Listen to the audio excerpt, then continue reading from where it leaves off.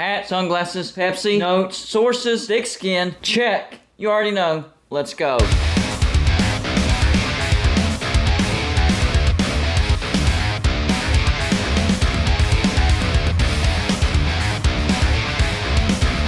Golden Blooded is a college football YouTube channel for entertainment. So make sure to hit that like and subscribe button, and let's get into our next college football video.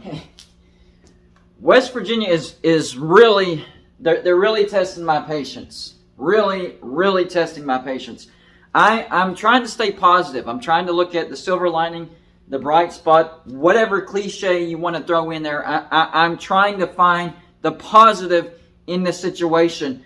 But it just seems like every time I try to find that positive, another negative gets thrown in there. This is absolutely ridiculous. So yesterday, we find out that Graham Harrell is headed to Purdue. Yeah, that's right. The coaching carousel has had an effect on West Virginia. And it started with Wisconsin. What am I talking about? Well, Wisconsin fired Paul Chryst, then got the coach from Cincinnati, Luke Fickell. Cincinnati got the coach from Louisville, Scott Satterfield. I don't know why. So Louisville got the Purdue head coach, Jeff Brom. So Purdue got Ryan Walters, the defensive coordinator from Illinois. And Ryan Walters wants Graham Harrell. And Graham Harrell said yes. He had 2 years left on his contract at West Virginia. But he was so desperate to get out of West Virginia. He said, I don't care. I'm coming with you, Ryan, and we're going to do this thing at Purdue. Don't forget that JT Daniels entered the transfer portal. So it would not surprise me if Purdue ended up with either JT Daniels or Kedon Slovis, because Kedon Slovis also entered the transfer portal from Pitt. And remember, we talked about that. It didn't make any sense. He had the starting position locked down over there at Pitt. Why in the world did he enter the transfer portal? Well, maybe he already knew this was going to happen. Maybe he already knew that Graham Harrell was going to go to Purdue, and we will see Kedon Slovis over there at Purdue. Think about this. What if Kedon Slovis and JT Daniels transfer over to Purdue, and they have to compete against one another for that starting quarterback job at Purdue? That would be a story right there. The only person West Virginia is keeping is Neal Brown. That's it. And he hasn't had any success. I'm not even going to say a little bit. He hasn't had any success at West Virginia. 6-4 in 2020, which I guess earned him a contract extension, pay raise, and a massive buyout through Shane Lyons. We got rid of Shane Lyons. I was happy about that because we found out a lot of bad things about that dude. He hurt West Virginia tremendously. Gordon Gee is still backing up Neal Brown, and I'm still hearing the excuse of the buyout. I understand that's a lot of money, but West Virginia can't afford it. I've already talked about that. I'm not talking about it again. And the transfer portal and the declarations to the NFL draft has eaten West Virginia alive. And the excuse that I get pushed back in my face is, well, you're losing players from a bad team. I understand that. But that also means that we're starting from scratch again. It's like the reset button again. Do you remember what happened the last time West Virginia had to hit the reset button? We went 5-7 just like we did last year again. Are we going to go 5-7 again? No, we'll probably be worse. This is bad. This is terrible. There is no silver lining. And some of the arguments that I heard was that Graham Harrell and Nico Marchiol wasn't getting along. That's just a rumor. I can't confirm that. But that's what I've heard. They weren't getting along. A lot of people saying that they weren't impressed with Graham Harrell. Well, listen, through the first 4 games, West Virginia was a top 25 offense. Then I started noticing in the Texas game that the offense was starting to be called a little bit different. It seemed like hints of Neal Brown was starting to be sprinkled into the offense, and it got stronger and stronger and stronger. I think the problem is Neal Brown could not keep his hands out of the offense.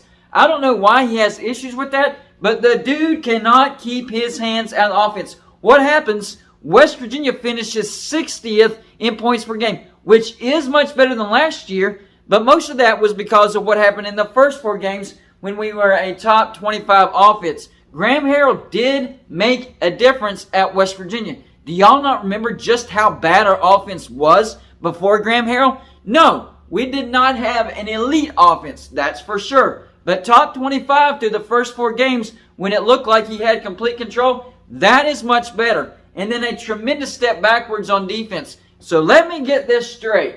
We're willing to lose the offensive coordinator that helped our offense tremendously, but nothing is being said about our defense. Are we keeping all the personnel from a terrible, horrible, historically bad defensive coaching staff? I don't understand this. This makes absolutely no sense.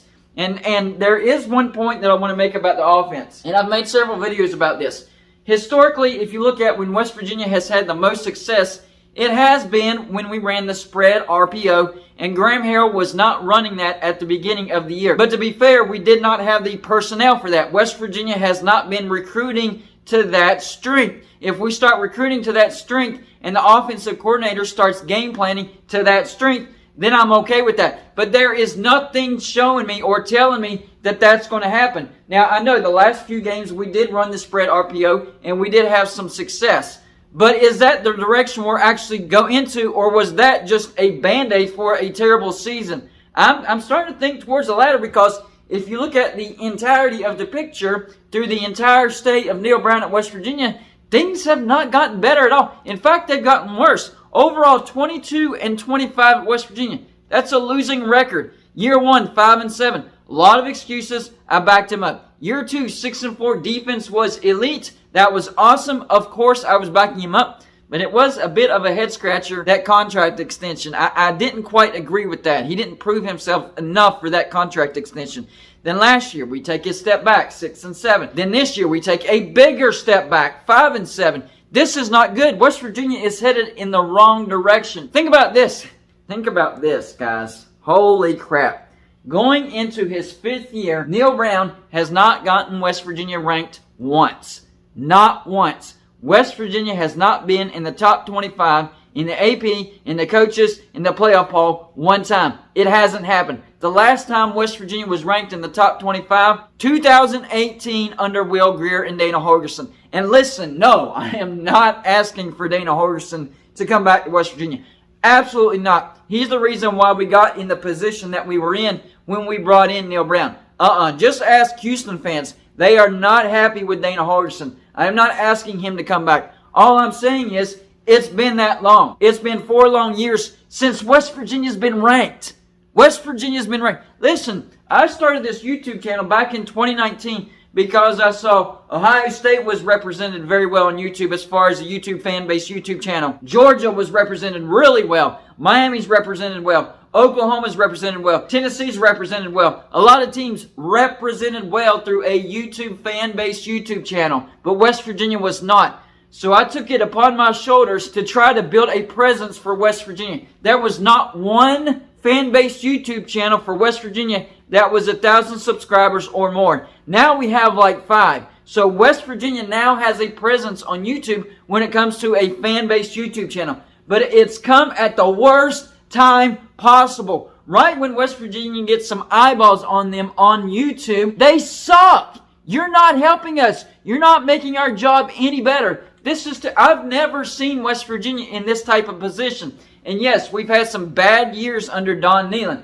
I became a fan of West Virginia in 1988. I've seen plenty of bad years. I'm not just talking about a bad year. I'm talking about how the overall football program looks. It looks terrible. And I did a video yesterday about the financial situation that Shane Lyons put the West Virginia football program in, and that's bad. So we have to recover from that as well. I don't know how long it will take to recover from this if West Virginia ever does recover from this. That's a big if. We have to move on from Neal Brown if we do want to recover from this. I'm trying to find the silver lining. Even players that have played for West Virginia in the past are taking shots at Neal Brown. Jeffrey Puller said, "Thought it was obvious when we did this 2 years ago." TJ Simmons responded, "WU really sacrificing the whole team for one man." Yes, that's very true. I mean, you add Graham Harrell onto that. He's off to Purdue. He also said they tried to blame my guy Shane, but it's the folks above him. Although I do think Shane Lyons has a lot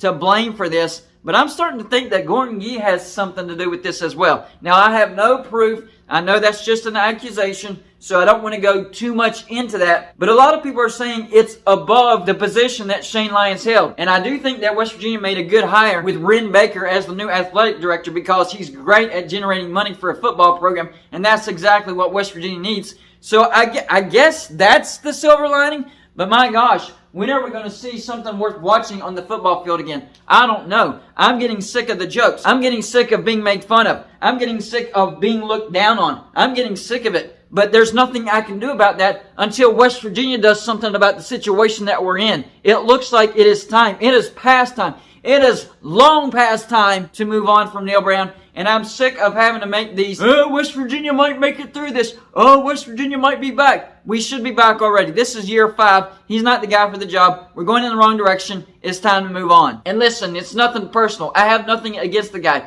He seems like a great person. Really does. I wish him nothing but the best moving forward from West Virginia. But he's not working at West Virginia. I don't get it. Do y'all realize how much wide receiver production we lost this year? The transfer portal and them declaring for the NFL draft. Reese Smith entered the transfer portal. Bryce Ford Wheaton declared for the NFL draft early. Sam James declared for the NFL draft early. And then most recently, Caden Prather entered the transfer portal. That was the biggest red flag right there because Neal Brown recruited that guy and he was a Neal Brown guy and he's entered the transfer portal. Red flags all over the place, and yet Neal Brown is still the head coach. A lot of things changing around him. A bunch of things changing around him. But Neal Brown is the head coach at West Virginia still. Somebody make sense out of this for me because I can't do it. I'm at my wit's end. So y'all let me know in the comment section, what do you think about Graham Harrell moving on to Purdue? Who do you think West Virginia should try to go out and get to replace him at the offensive coordinator? And do you think West Virginia will have any type of success in 2023 under Neal Brown? I'm just not seeing it. And yes, he recruits at a decent level, but we're not keeping the recruits. So what good is that doing West Virginia? That's all I got for this show. Like and subscribe if you haven't already,